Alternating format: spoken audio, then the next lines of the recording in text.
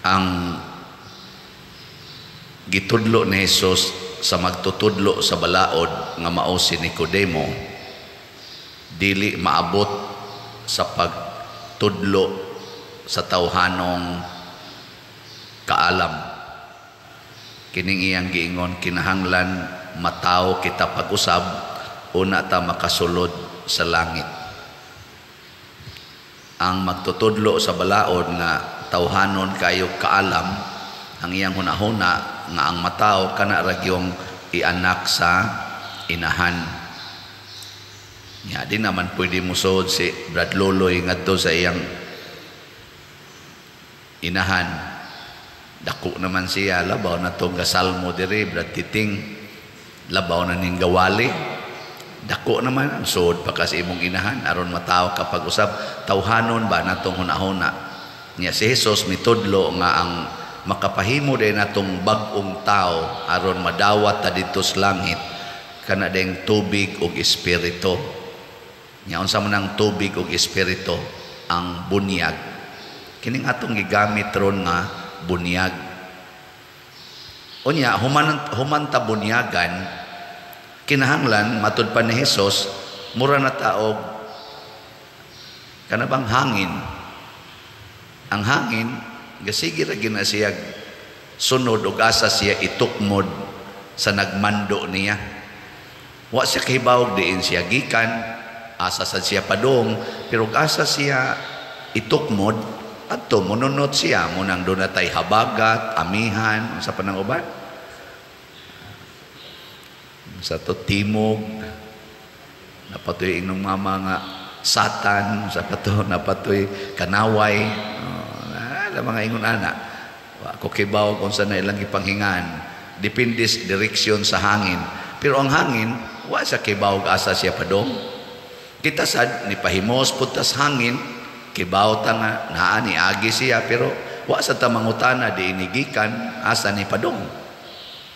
In short, magsige ra gitag sunod kung asa ta itukmod sa Espiritu Santo. Di ta magsunod sa atong tawhanon nga kaalam. Ako lang ning i-share kay bag-o pa mamingga tiksanay, iya kong giingnan, padir, pwede bag ug moingon ka nga kamong mga ginikanan ayaw na mo panugo sa inyong mga anak, nya ayaw na mo pangasaba, pwede ba sag imo sang walihan ang mga anak unsaon sad nila pag sunod ang ginikanan? Nako ako mo nang giwali siya, panagsara oy, mas labi gyud ang imong isulti nga ayaw mo pangasaba, ayaw mo panugo. Muna kami hinoon, ingnon lang misa mo mga anak, ingon baya Padersiano, madili na ka manugo. Nya ini kasuko niya, siya ingon ba Padersiano, ayaw na kasuko. Siya nahimo na noon kang excuse pa dir. Nya lisod baya ang mga bata karon, lisod na kayo sila tudluan og di gid nimo kasabaan, lisod gyud og di nimo sugoon, tapulan gyud kayo. Sakto dili. Mayawan-on mo. Mo na itawhanon. Mo na itawhanon. Mo gini ato lisod. Mo na latusa, kasabi, sugua gyud, tudloi. Pero kay bawo mo kung sa epekto ana magsikag kasaba, magsikag tudlo, kanang imong anak din agid na mulihok kung dili suguon. Din agid na mulihok kung dili kasab-an. Ini kadako ana maghuwat na sana siya kasab-an, maghuwat na sana siya suguon, una pa na mulihok. In short, wa sila'y automatic nga kinaiya sa pagbuhat unsay angay buhaton. Nya ako siyang giingnan, tudloi lang ang imong anak, ayaw sugua. Insaw niya dili mo tuman, nako antosa.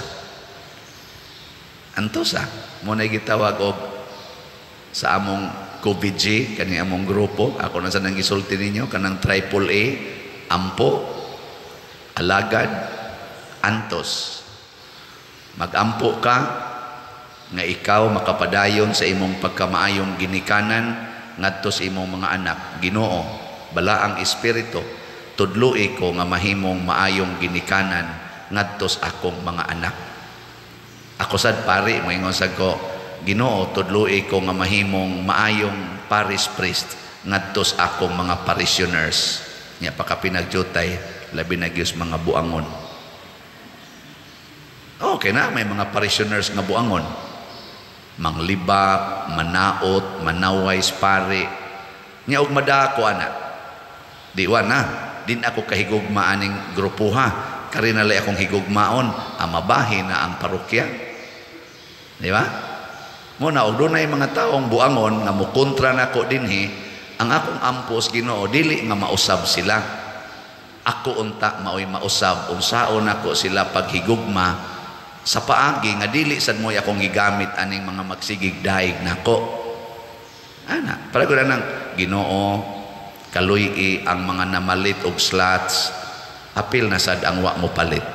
Ana, kung unsaon pagkaluoy sa Ginoo ang namalit og slots, unsaon sad pagkaluoy sa Ginoo ang wa mamalit, iya na nang problema.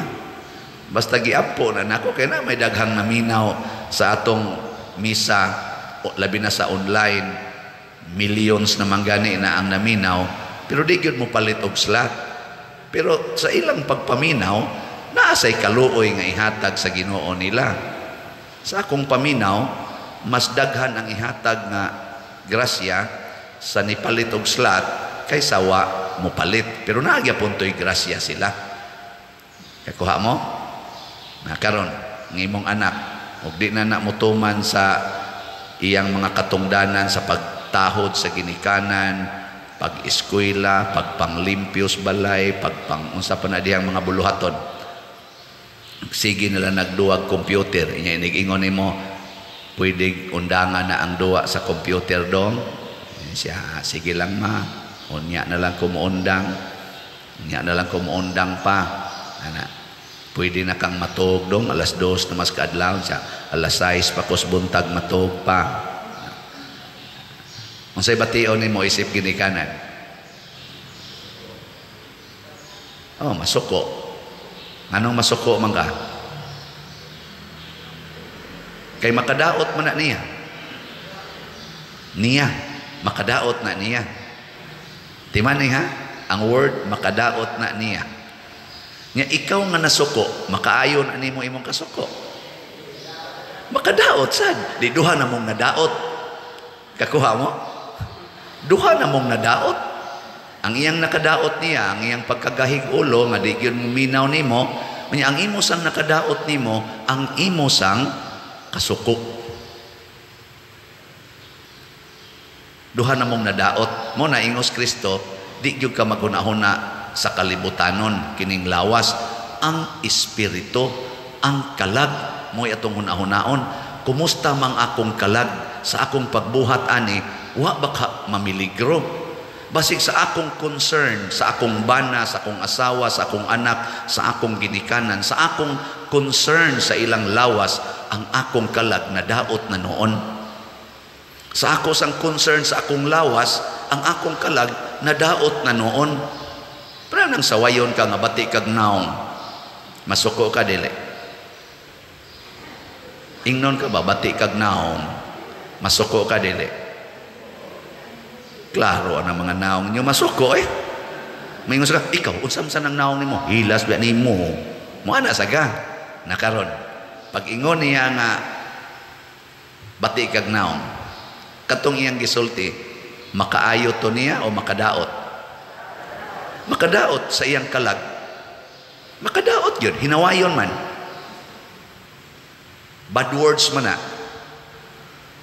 Karon, ikaw kay nasuko sa kaniya. Ang imong gibuhat, unsaon makadaot nimo, makaayo. Oh, duha na mong nadaot. Pero imo siyang higugmaon, imo siyang dawaton, ug imo siyang pasayloon. Unsa may mahitabo? Siya ray madaot, ikaw dili.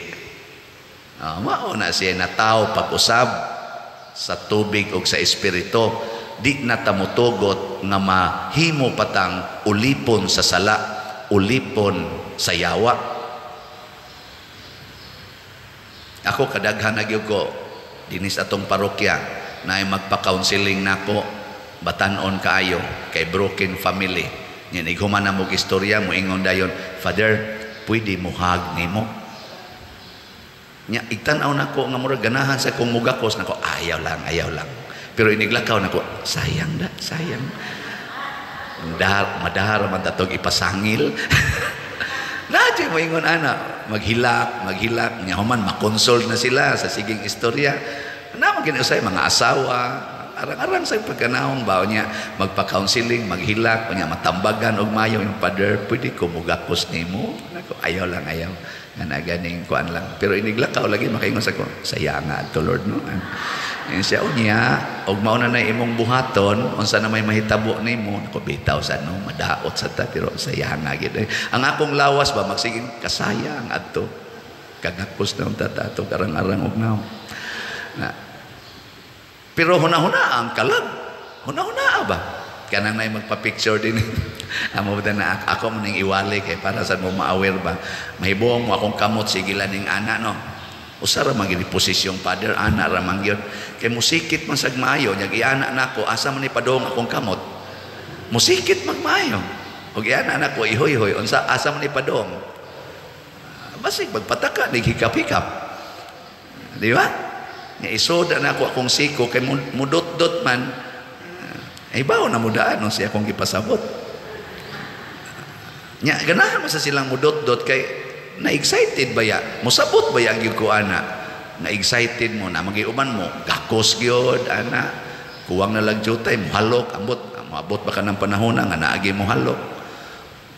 Nya og akong kamot nakaana di inigakos ana sa dayon. May nang anaon kay inigakos ana lang tumba lagi nagmay. Lain na detong una-una. Pero mo na gitawag og pagsunod sa espiritu, likay ang makadaot nimo. Muna ko nang imong anak gahi kay ulo, madaot na si ato, mga saba ka madaot sa ka. Tanawa ang mga apostoles. Ha. Gipriso sila nga way sa human giwarningan, ayaw na mo pagwali anang Hesus ha. Kanang ngalan ni Hesus ay na mo pagwali. Pag uli na nila, nagmeeting na sila, nagdungan sila ampo. Unsa may ilang giampo? Ha? Nagampo sila nga mausab tong naghulga nila. Oy. Niingon sila, Ginoo, nasayod ka nga ang kalibutan. Matod pa ni David, mialsa batok kanako, ang mga hari ni kontra nako. Karon sad kadto si Hesus, gikontrahan sa to aning mga hari kanilang Herodes ug ni Poncio Pilato. Mao tong gipatay in taon si Hesus. Nya kami gasunod mi ni Hesus, liguna mi nga dili unta mi mahadlok nga mosangyaw sa iyang pulong. Mao to ni kurog kuno ang ilang gimitingan og wa na gid sila mahadlok nga misangyaw sa ngalan ni Hesus. Gipadayon ba sa mga hari o sa mga pari ang pagdagmal nila? Yes. Gipamutlan sila gliog, gipanglansang sa cross sila San Pedro, gipangsunog sila nga buhi, gipangbato sila hangtod namatay. Nahadlok ba sila? Wa. Sama ni Hesus, gasigira sa sila ingon, Ginoo, pasaylua sila kay wa masayod sa ilang gibuhat. Pero ang importante, wa kumatakde sa ilang kayawanon. Ngano man, kay ang iyang gihuna-huna, ang ilang gihuna-huna mao ang butang nga langit nun. Kay bag-o na silang tao, mga anak na sila sa Ginoo, di na anak og tao. Sige, lingi ay mong tupad. Inaon sa man ka, anak kas Ginoo o anak pa lang sa tao? Mo na sakto. Kay anak na tas Ginoo, mamalit gitag slat. Bitaw. Kung anak kas Ginoo, pero anak kas taon ko, kaanugon sa kwarta. Kaanugon sa kwarta. Niya ang sunod na, kung anak kas Ginoo, makasinati ka og mga milagro. Tanawa, ang tanang na malit og slots, 100%, ingnon ko lang pagkasulti, pulos gyud malipayon. Kanabang kalipay nga nadawat nila nga dili hinatag og tao. Wa mga usab ang ilang sitwasyon pero pirmi silang malipayon na. malinawon, kontento og labaw sa tanan, midaghan ang ilang grasya. Midaghan gyud 100%. Tanawa ang wa mamalit hangtod karon, sige lang yapon silang saway. Way kalinaw, way kalipay, wa sad matagbaw. Oh. Ikaduhang hinungdan nganong musunod kita sa Ginoo kay matod pa sa atong tubag sa Salmo,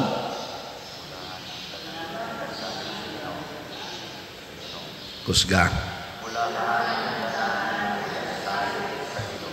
kana ang nagasalig sa Ginoo, ayaw salig sa imong kaugalingon, kay wa gyud kay mahimo sama ning gasulti ko karon ni Carlet og katol akong tutunlan, wa gyud koy mahimo pagtambal ani. Sa may buhaton iubura gyud. Mara na siya katol man nya kung padayonon ginis Ginoo, din ako kasulti, din ako kawali, din ako kamisa, din asa ko kapangulikta. Mientras tanto makatingog pa ako mong sultihan nga ang update sa atong slots mo na ni SBF dag as of yesterday niabot na og 14,618 ang atong halin niya. Ang sa ato sang special slot GPHJ para sa atong pista, ang atong halin 18,254 slots. Oh, pakpak. Salamat. Kaning SBF dag na apay 61,382 slots para nis pagtukod sa kumbinto sa San Vicente Ferrer Parish. Magpista ta karong 29 April 29. Magsugod ang atong nobina karong Huwebes, April 20. Ako mong i-challenge. Kamong gusto nga mataw pag-usab. Atong hunahunaon ang hunahunas Ginoo. Gipangutanan akong Ginoo, Lord, regarding sa slot, unsa may challenge nga akong ihatag nila og sa akong kaugalingon. Ningon ang Ginoo, within the novena masses from sana April 20 to 29 hangtod sa pista di ay i-challenge ang gitawa kay ika-10th anniversary maron nato, ikanapo rong tuig sa atong pagkaparokya. So kanang 10 slot challenge mopalit ta og 10 slots sa SBF dag o at least 10 slots sa SBF dag o 10 slots sa GPHJ. Ang SBF dag katong San Vicente Ferrer's Daily Abundant Graces para sa pagtukod sa kumbinto 500 per slot. Og mopalit kag 10 pila na 5,000. Ang ato sang GPHJ tag 100 per slot. Kung mopalit ka og napo 1,000. Mo ni atong tawgon ron og sa to 10 slots challenge. Hantod na dis 29. Dua-dua lang ni ba? Tistingan na to pila ka buok ang mopalit og tag na po ka slots. Ako mo promise na ko nga mopalit jud ko at least na po ka slots sa duha.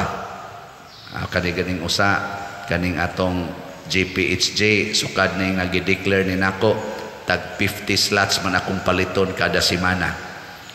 50 slots karon basig mapunan. No, 10 slot challenge. Saman magpa-challenge mo o moingon din mo, hala kadako sa daan na, uy, yung aso man taan ng kwartaha. Tawhanon ka, tawhanon. Sayon ra kayo, ibaligya ang imong cellphone. Ang halin, ipalit og slot. Nya, kung wa kay cellphone, ang inyong mga kaldero, inyong mga plato, ibaligya. nya ipalit og slot. Sa padir uy ang saan paggamit. Di ba niingon man si Kristo, ibaligya ang tanan ug ang halin ihatag sa mga kabos. Ang kabos karon usas mga kabos mao ang atong parokya nang inahanglan og mahalin ang slots. Di ka kabaligya anang imong cellphone or iprinda ang imong singsing o ang imong kwintas. Anya lokata lang niya inikahumanas kumbinto. Di na pwede. Mamrinda man ka og naay masakit, mamrinda man ganay kag naay magpadialysis. Nya di jud ka kaprinda para sa Ginoo aning mga butang sa kalibutan. Hilom lagi mo. Manindog ta.